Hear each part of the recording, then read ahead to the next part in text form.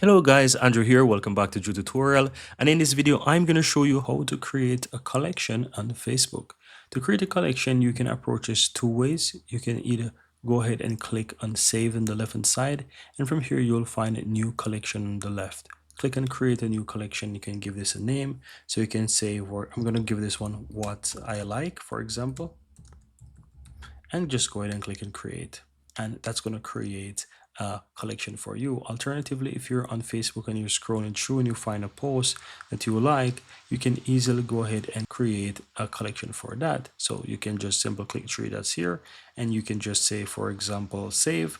Once you click on save, you'll have the option to create a new collection right here. You click on that, and you can just say, I don't know, who I like, for example, and go ahead and click and create.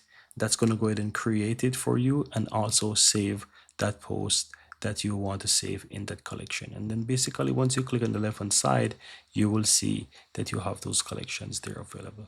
And that's pretty much it, guys.